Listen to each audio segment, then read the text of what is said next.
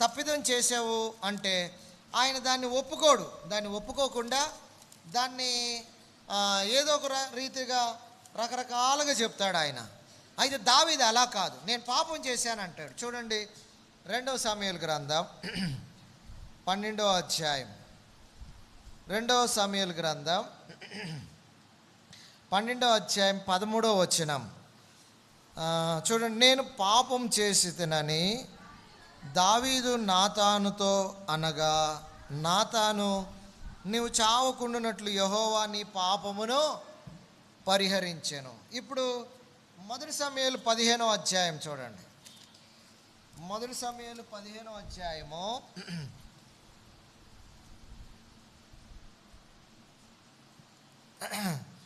1 సమూయేలు 15వ అధ్యాయము మీరు 13వ వచనము, 14వ వచనము, 15వ వచనము చూడండి.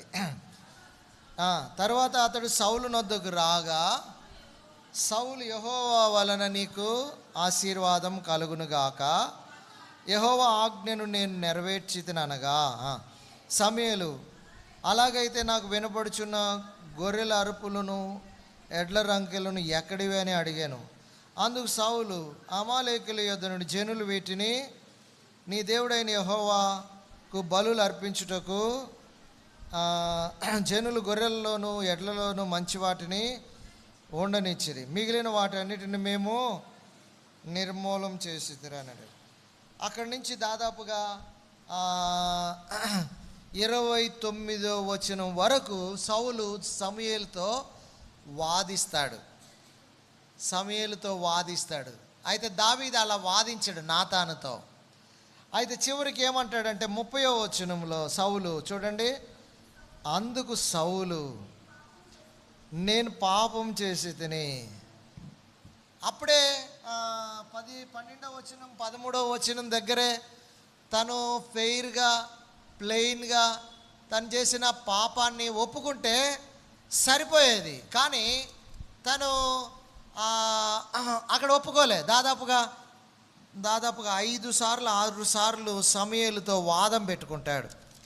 జనులు దీన్ని తీసుకురావడానికి ఇష్టపడ్డారు, బలులు అర్పించడానికి మంచిదని. తర్వాత ఇలాగా రకరకాలుగా సోది చెప్తూ ఉంటాడు, వాదిస్తూ ఉంటాడు. ఆ యొక్క చివరికి అప్పుడు అంటాడు, ఏమంటాడు, నేను పాపం చేసి తిని అని. సో తను సౌలుకి కన్ఫెస్ చేసుకునే మనసు లేదు ఆయనకి.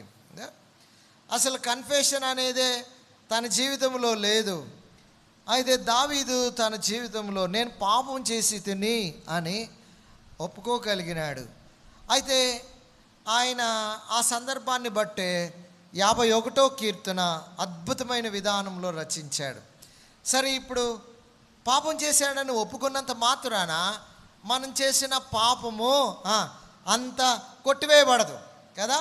అయితే దాని ఫలితాలు అనుభవించాల, దాని యొక్క ప్రతిఫలము అనుభవించాల.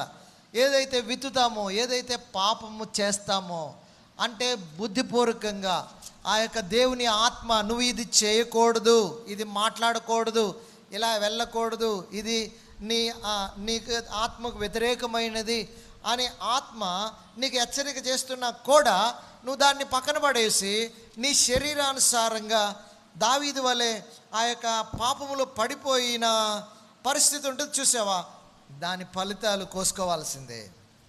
అదే ఇప్పుడు దావీదు ఆయన దాదాపుగా 12వ అధ్యాయం మొదలుపెట్టి 21వ అధ్యాయం వరకు కూడా దుఃఖాక్రాంతుడు, ఏడుస్తూ ఉన్నాడు. అది ఏడ్పు ఉంది, కన్నీరు ఉంది ఆయన జీవితంలో, దుఃఖం ఉంది. ఎందుకు ఏడ్పు, దుఃఖము, కన్నీరు? తన పాపము యొక్క ఫలితం అది. కనుక దేవుడు కొన్నిసార్లు పరీక్షలు పెడతాడు. దేవుడు పరీక్షలు పెట్టేది వేరు. బైబిల్లో దేవుడు కొంతమందికి పరీక్ష అనుమతిస్తాడు. ఆ పరిస్థితి వేరు కదా, ఆ కష్టం వేరు, ఆ పరిస్థితి వేరు. అయితే ఇక్కడ దావీదుకి కలిగిన దుఃఖాలు తన యొక్క పాపం వల్ల కలిగినవి, తన యొక్క దురాశ వల్ల కలిగినవి, తన యొక్క పరిస్థితులను బట్టి తను చేసుకున్నవే అవన్నీ కూడా. కొన్నిసార్లు మన జీవితాల్లో మనం ఉండవలసినట్లుగా ఉండలేం. ఉండవలసినంతగా ఉండలేం కదా. ఉండకుండా ఇంకా ఎక్కువగా వెళ్ళిపోతాం. కొన్నిసార్లు మనకి ఏం కాదులే అన్నట్లుగా అనుకుంటాం. లేకపోతే మనకున్న అధికారాన్ని బట్టి దుర్వినియోగం చేసుకుందాం. నాకు పవర్ ఉంది కదా అనుకుంటాం. కనుక నేను రాజును కదా, నేను ఎలాగైనా చేస్తానులే అని అనుకుంటాం. కానీ దేవుడు ఊరుకోడు కదా. కదా చాలాసార్లు అనేక సార్లు మానవులుగా మనము మించిపోయి ప్రయత్నాలు చేస్తూ ఉంటాం. ఓ సామెత ఉంది ఏంటంటే, కొంతమందికి ఎట్లుంటారంటే మంచం ఉన్న కాడికే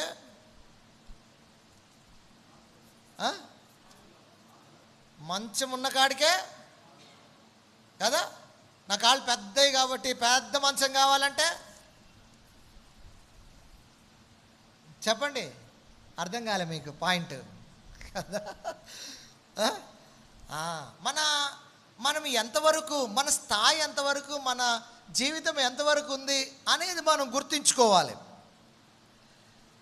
మన స్థాయిని మించి వెళ్ళిపోకూడదు. సైతానుడు మనల్ని ఆ విధంగా శోధిస్తాడు. సైతానుడు మనలో ఉండే ఆధ్యాత్మికమైన విషయాలని చంపి మనల్ని ఆధ్యాత్మికంగా పడగొట్టడానికి, మన జీవితం ఎదుట రకరకాలవి మన జీవితంలో ఎదుటికి తీసుకొని వస్తాడు. వాస్తవంగా దావీదు 11వ అధ్యాయంలో చూస్తే దావీదు, అంతకుముందు అధ్యాయాల్లో చూస్తే దావీదు ఈయనేనా అనిపిస్తుంది కదా.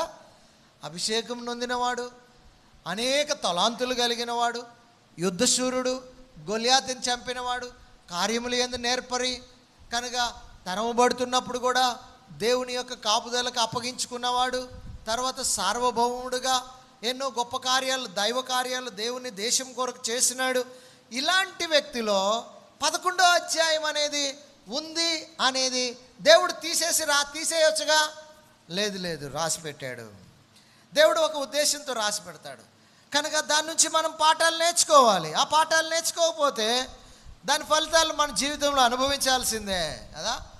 సో కొన్నిసార్లు దేవుడు ఆ ఫలితాలు చాలా భయంకరంగా ఉంటాయి. మీరు గమనిస్తే 12వ అధ్యాయం మొదలుపెట్టి